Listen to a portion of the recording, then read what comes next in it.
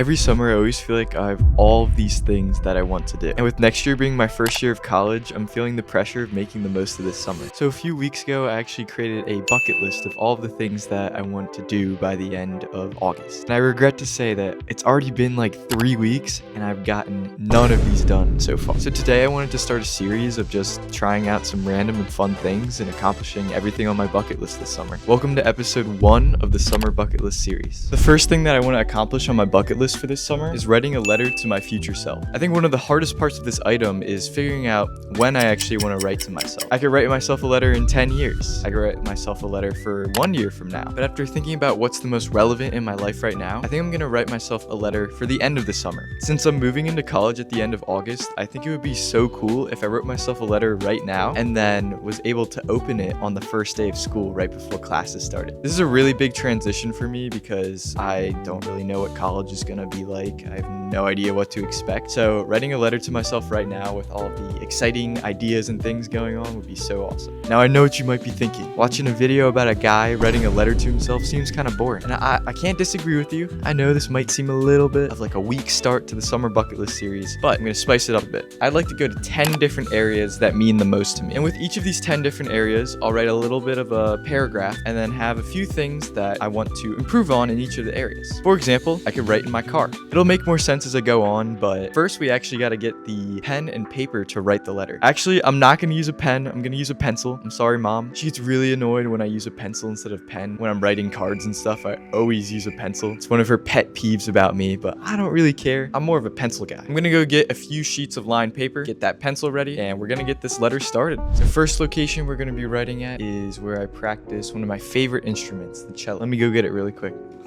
I've been playing the cello for over 8 years, and I know heading off to college I'm going to have a lot fewer opportunities to play because I'm not majoring in it and I can't practice in the dorm. But the good thing is I'm actually going to join a club where I can play the cello for 2 hours every Saturday. It's going to be a great way for me to balance everything. So I'm going to write a little bit about my commitment to music right here.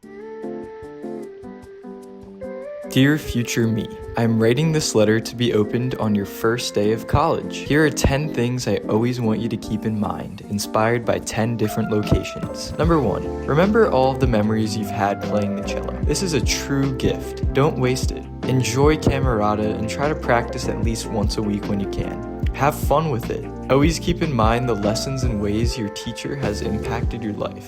So the next location is actually one of my favorite places, and that is kind of my basement chill area right in front of the TV here. I have a lot of fun memories playing video games like on the Xbox and Nintendo Switch. You got Rocket League, Mario Kart with my parents. So I'm just gonna write a little bit about how I can keep having fun with those in college. Number 2, some of your favorite memories growing up came from playing Rocket League on Xbox or some fun Mario Kart with your sister and dad. Don't be afraid to unwind and take a break sometimes. Find your friends and hop in a game of Mario Kart or whatever is popular at the time. Alright, I'm on to my next location, and this is actually my storage room in my basement. You might be thinking to yourself, what's so significant about a storage room in a basement? This area is kind of where I spent most of my time working out. I actually started working out at the beginning of my junior year, and it really helped with sports like cross country and helping myself to gain strength and confidence. So I'm going to be writing about some of my fitness goals that I have for college and just taking a step back and thinking about how far I've got. Number 3, I know you're into fitness, and I'm not saying to give up on exercise or working out, but I hope you find a balance at the gym and with college. Recognize that college is the priority here. If you can't get a workout in or feel tired, it's okay. The most important thing is to have fun and push yourself without taking it too far. The 4th location is actually my room. I think the approach I'm going to take with this one is just kind of talking about some of the hobbies and things that I've enjoyed doing in my room and keeping a good space just where I can be myself and have some private time during college. Number 4, please never lose that creative spark that you have. Making YouTube videos has been a passion of yours for so long. And what better time than college, the most exciting time of your life, to keep making them? Also, please keep your desk and room clean, and make sure to drop down on the ground every so often to do some push-ups too. While I'm in my room, I think another great spot to write some stuff would be right at my bed. Number 5, sleep.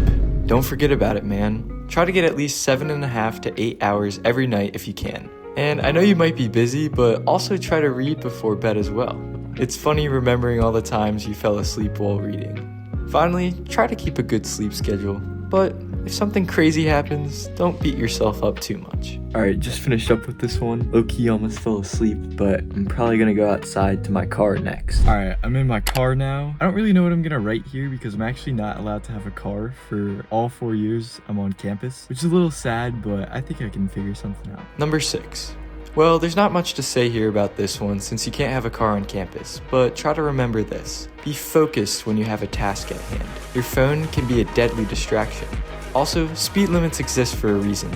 Don't try to go too fast or do too many things. Oh, and the extra steps will probably be good for you as well.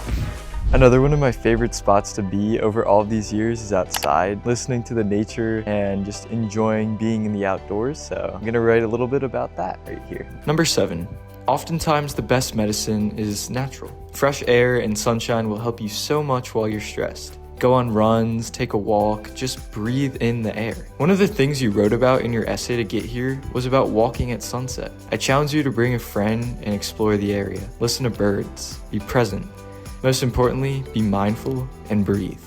My family was in the kitchen right now, so I decided to just record these without doing the little introduction at the start. Right here, I'm at my couch in my family room. I remember watching great movies with my family and just having an amazing time.